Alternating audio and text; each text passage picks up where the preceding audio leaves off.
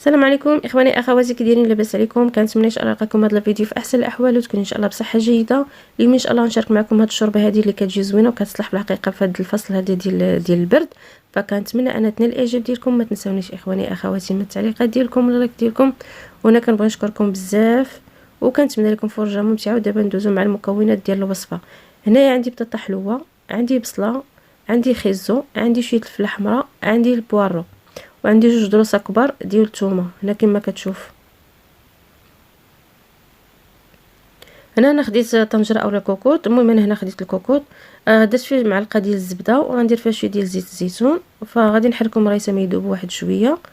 هنا من بعد غنضيف البصله وغادي ندير البوارو فقط، يعني ما غاديش نضيف الخضره بلاتي شويه. صافي هنا غادي نبدا نحرك واحد شويه. غادي نزيد عليهم واحد جوج دروس ديال الثومه.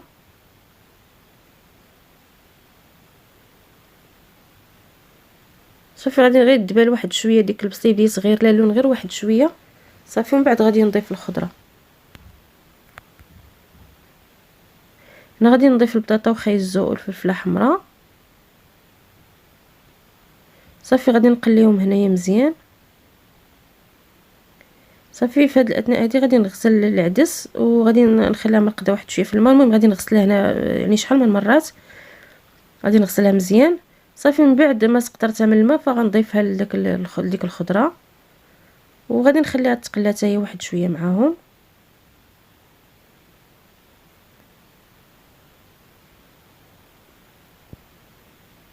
انا غنضيف معلقه صغيره ديال الملحه، نص معلقه ديال الخرقوم اولا الكركم، غندير نص معلقه ديال السكنجبير اولا الزنجبيل، وغادي ندير راس معلقه ديال الفلفل الاسود اي البزار.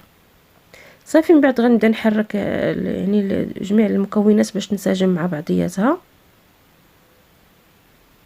يعني انا هنا راني خديت وقتي في التحراك وفي هكا باش كنقلي الحاجه، غير كنختصر شويه هكا بالنسبه للفيديو.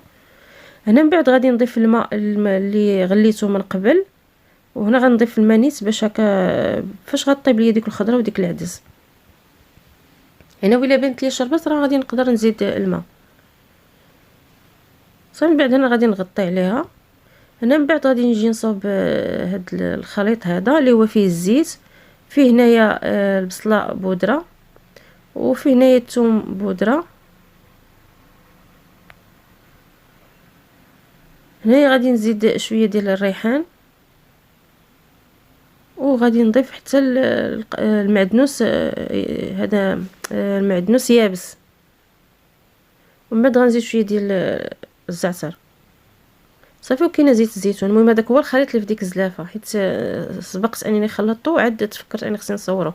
انا غنضيف ليه شويه ديال الفلفل الاحمر اولا شويه ديال التحميره، غير واحد شويه. صافي من بعد غادي نخلط هذاك الخليط وغادي ندهن الخبز. انا هنا البريزين اولا الكومير هنا قطعته هكا طريفات رقاق وغادي ندهنهم هكا مزيان. صافي ومن بعد غادي نحطهم في الطاوه وغادي ندخلهم الفران يتحمروا.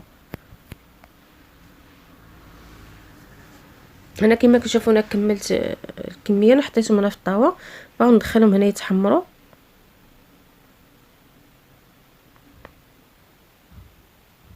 هنا من بعد ما تقريبا طابت ديك الخضره مع ديك العدس، زدت لها واحد المعلقه ديال القزبر والمعدنوس وغنزيد لها هذا الكريمه. صافي من بعد هنا غادي نطحن كلشي مزيان.